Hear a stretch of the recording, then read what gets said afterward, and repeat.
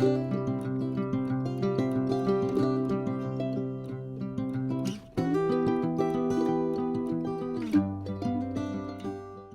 everyone, I'm Tara from Wild Bird Farm. I garden here in Zone 5 in central Iowa. We are heading into February this weekend and we are going to do two different things with our scented stock today. First off, the two 128 trays that I started a couple weeks ago, we're going to dig in here and we're going to select for the doubles.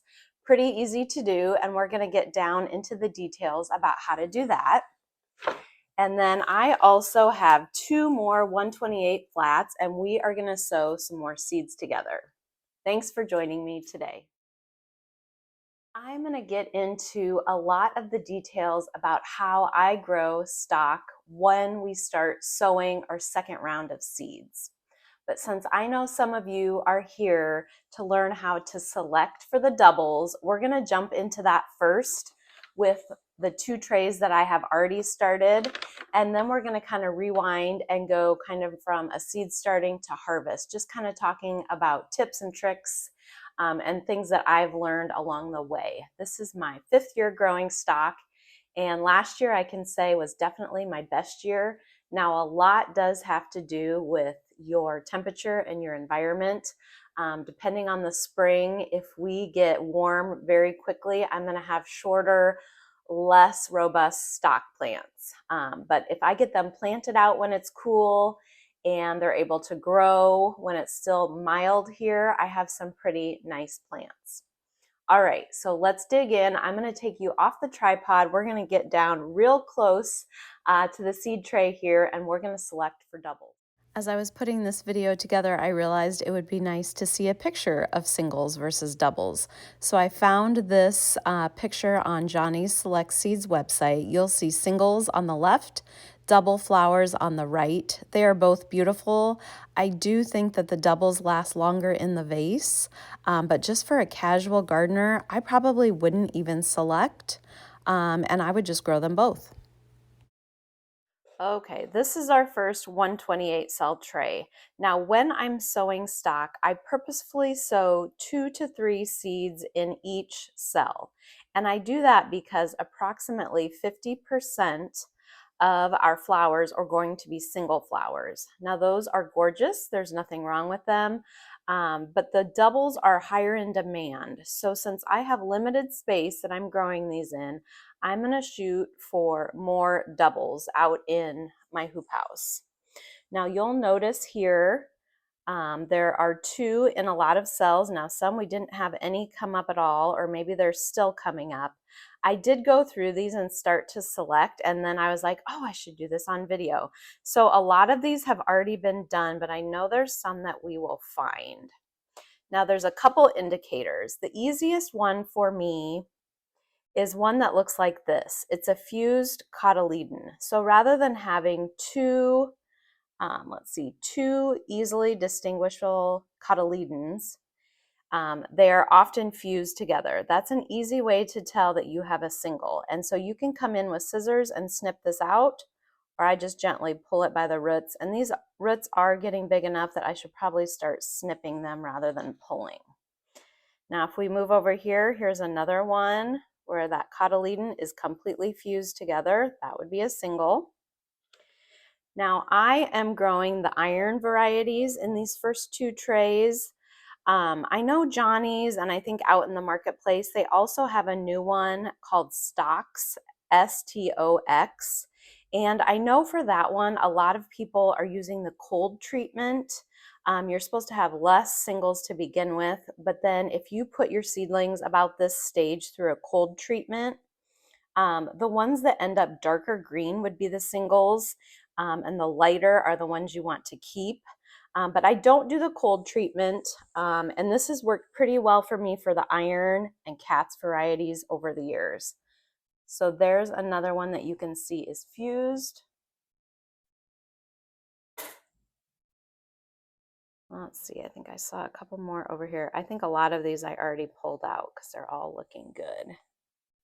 Here's another one, fused. And so if you're seeding 2 or 3 seeds in each cell, then if you have to come through and even pick out a full 50% of them, you're going to have most of your cells still with the seedling in it. Now I have grown stock before where if I have two in a single, like this one right here, looks like these, whoops, I'm sorry. This one right here, it looks like these two are both going to be doubles. I'm going to leave those in that single cell. I've planted them out like that. If you use Hortonova netting, I put 2 plugs per 6-inch anyway. So it doesn't hurt if you do 3 seeds and you end up pulling only 1. I would leave both of them in there. Of course, you could split them out. Now this one, it looks like I got really heavy-handed. There's 4 in here. That's a good one. This one isn't. That one looks like it's not going to be, but I'm going to leave those other 2 for now. And I'm not unhappy if I get some singles. It's just if I'm selling to florists at all, they definitely prefer the fully doubled. All right, let's take another look here. I think I got most of them. Again, I pulled out a lot without thinking I should put the video on this. This one actually had two singles in it, so that one is now an empty cell. Here's a couple more. I'm trying to do this through my viewfinder, which is actually kind of tricky. These 2 are both going to be singles. Now I could leave one, and then when it comes time to plant it out, I would leave this cell till last, and if I have room, I'll pop it in the ground in my hoop house. But if not, then I just won't plant it. I do that sometimes too if it's going to end up leaving a cell empty. I just pick the stronger looking seedling. Let's see, this one only had a single to begin with. Let's see. These 2 both look funny to me, but we would leave those 2 cells empty. So I'm going to leave them for now. Same with this. Got some sort of weed or grass in there. All right, let's look at our second tray. Okay, this is a second tray, and I can tell I didn't do as much work on this one. We won't go through the whole tray, but just pick out a couple more obvious ones. All right, here's one where I overseeded 3. This one is fused together. We're going to pull it out. And I just go through, pull out the majority that look like they have that fused cotyledon. You can't really tell the difference in coloring unless you put them through that chill period. And I will put the link to the article from Johnny's Select Seeds. Those are both fused. Oops, sorry. These are both fused, so we're just gonna, I guess we'll leave them for now. I will put the link to the article from Johnny's Select Seeds that I first used to figure this out. Now, like I said, I haven't ever done a cold treatment, but read into that, especially if you're growing the stocks variety. Again, I'm growing all iron in these 2, but check that out. It might be worth maybe looking into that cold period a bit. If you have that variety. I guess I'm just unsure if this way works with that variety. I know Johnny's talks about doing the chill method for those. So really, I think growing the iron series, it's relatively easy to tell. You know, they're either fused or they're not. I think it's pretty easy to tell overall. And you can wait until they get a little bit longer. This one, you can see these are starting to almost push that next set of leaves. But I think it's pretty easy to tell at this stage. All right, so I do have some more here, but I think we're gonna let most of them grow. Again, if I have some singles, they're still pretty. They're just not quite as sought after, especially if I have a couple in a single cell. There are 2 different groups of stock. There's the branching stock and there's a single stem stock. So the ones that we just picked, selected for doubles, those were single stem stock. The variety I had was the Iron series, but the Cat series and also the Stocks series falls into this category. That means that you're going to have a single flowering stem that when it grows up and the florets are 1/3 to half open. You're going to cut that stalk. You're going to enjoy it as a cut flower, and then it's not going to reproduce. It's not going to push up more stems. There are also spray or branching types of stock, and the only place I have bought this from is Baker's Creek.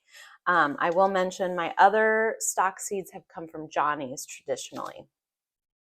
But the spray stock will only grew this 1 year. So last year was my first year growing this. This will be my second. This is actually what we're going to get started today. But the growing trend that I saw is it would push up a central leader stem, and there would be a few longer stems off of that. And then once it was flowering and I cut it to be used as a cut flower, it would push up a couple more stems. And those next second and third sets of stems weren't quite as long, but they were generally usable for me. This year, I'm going to grow quite a bit of it. I think I only probably had 40 plants last year, 40 or 80. So I didn't use it as much, but this year I'm going to have almost half of the area in spray stock. So I'm really going to get a good indication of if I want to continue growing this. So I have the antique pink. I actually have a lot of those. And then I have the quartet marine. Let me make sure this one, the quartet, is also, yeah, this is also a multi-branching or spray type. So I don't know how far this is going to get us. I don't know that we'll get a full 128 cell sowed with the quartet marine, but I have plenty of the antique pink, so we'll come through and finish it with that. So I'm going to get started here. Again, I'm going to put 2 or 3 seeds in each cell, knowing that I could come back if I want to and select for the doubles, or I can grow 2 stems in a single cell very easily together out in the field. Now, having said that, the iron variety, which is a single stem, is really easy to do because once you cut that down, it's done and gone. Now, from what I saw from the spray types last year, they didn't bulk up a lot for me. So having 2 in that single 6-inch area is still definitely going to work as far as what I saw its growth habit last year. But I'll know more after this year. But I think I will probably be a little bit more harsh in selecting for the doubles as these seedlings pop up. So I wanted to talk about the 2 types. And then also I wanted to mention that stock is edible. They smell like, I call it kind of a flowery clove smell, if you know what cloves smell like.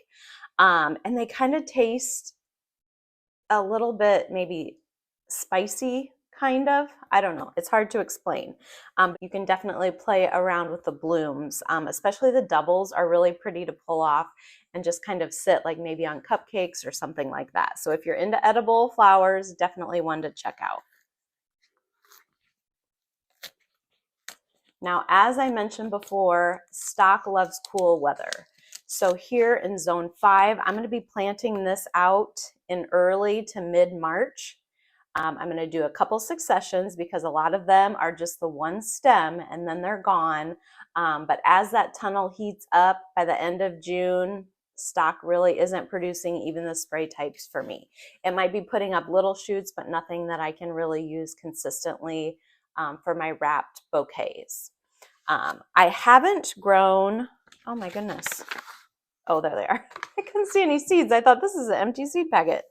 Now I haven't grown scented stock in the fall, but that's another good option depending on your climate.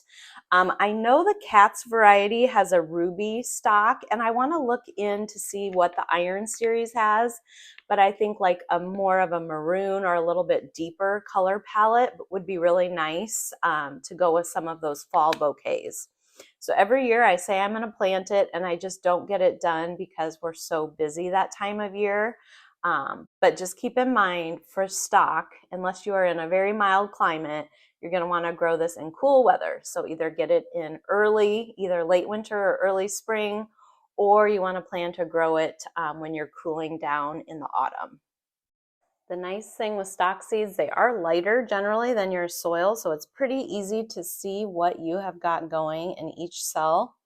And since I don't have a lot of the, let's see, marine variety, I'm going to try to get closer to 1 per cell. But again, I may lose some of them if I don't want to keep the singles. Now, definitely if you like the toothpick method, getting that wet and grabbing a single seed, that definitely works for these. They're small enough for that. I just find this goes a little bit faster for me. I got 3 in that one. I'll have to go back and grab. Now, reading the seed packets, these will take 7 to 14 days to germinate. I would say my first batch was about 7 days before I started seeing those seedlings pop up. The seed packet says that we want to plant them about 1/4 inch deep. So what I did for that, if you missed my last video, I am using my own seed starting mix this year. So this is more of that. I'll link that video if you missed it. But I got that slightly moist, and then I filled my cell trays, and then I kind of tamped everything down. So I just lightly went through kind of like this with my fingers and kind of just tamped down the soil a bit. Looks like that's all we're going to get with the marine. Let me grab something to mark it here. And then once it's slightly tamped down, as you can see, I'm going through and just laying the seed on top of the soil. And then I will take a bit of loose mix and just go through and kind of sprinkle it on top. But then what really helps, I'll come back through and firm this down. But then I'll take my watering and I'll get it really nice and moist, and that kind of sinks those seeds down into the soil. And for something that says it only needs to be down 1/4 inch, I find that works pretty well. Now I haven't been using vermiculite to top my seedling trays so far this year, but I have done that in past years and it works well. So that would be an option too if you did this. Sprayed the seedlings in well, and then just topped it with vermiculite and gave that another light spray. I think that would be enough to equate to that 1/4 inch planting depth. I always have to mark where I'm at or I forget. All right, that one's done. I don't think that was a full seed packet.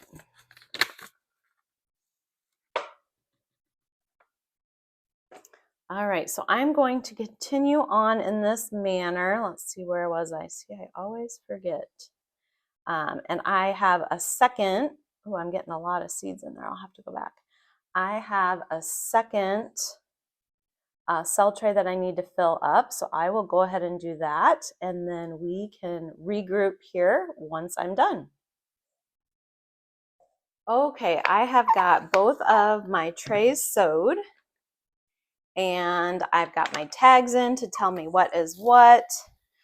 Covered them up with just a scant bit of soil, probably not even 1/4 inch. I'm going to water everything in really well. This, I think, really helps if you surface sow your seeds and you give them a good spray of water, not enough that you're dislodging them from where they're at, but they're often going to get covered up with soil just from that little bit of water. Kind of moving your seed starting soil around, and I find that's enough generally. If I see one poking up, I will kind of push it down, but otherwise I think we are good here. Now, most of our packets said that stock takes 90 to 110 days, and I find that to be quite accurate here for me as well. So if we are planting these out in early to mid-March, that means we are getting blooms the end of May into June. And looking back at pictures from last year, I was taking a lot of pictures mid-June. So it seems right on the money. That's when these will be generally coming into bloom. I do find that they have a great vase life, a full 5 to 7+ days in a vase. Of course, they smell wonderful. Just one nice stem of scented stock can just make that bouquet smell wonderful and feel quite elevated.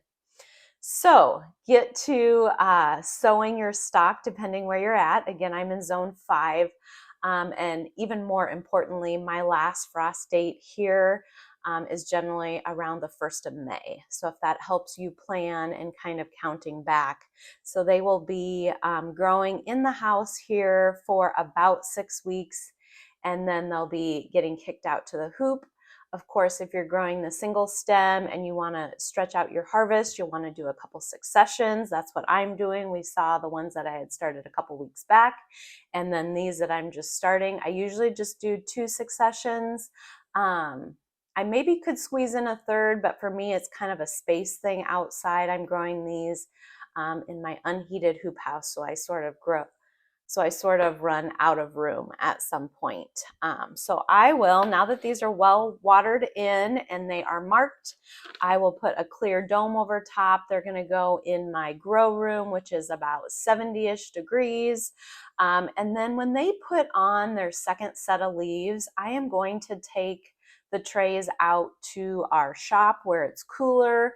Right now it's staying close to 50 degrees, but I think by the time they go out there, it'll be closer to 60 for the tulips I'm forcing. That way they're just growing a bit cooler, and it's going to be an easier transition out to the tunnel. Now, I've had some questions about, do I still harden off when I'm planting out in the tunnel? And I do. I think more importantly, than getting them ready for the cooler temperatures is getting them ready for the much more intense sunlight. So our grow lights are just a fraction of what they're going to get with direct sunlight. So I do think you need to harden them off. I don't usually do it quite as long as for those things I am planting just straight out into the field. One thing I will do for both cool nights as well as that bright sunlight is I will put a light layer of frost cloth over my freshly planted stock beds, and that just gives them a little protection from that harsh spring sun, because I have had the leaves burn and they kind of turn white and translucent, and that doesn't really kill the plant, but I think it does stunt their growth some. So if I can prevent that, I think that's a good thing. So I think that wraps it up. I will be sure to show you when these are blooming in a few months. Until then, down in the comments, let me know what you are busy doing in late winter. Until next time.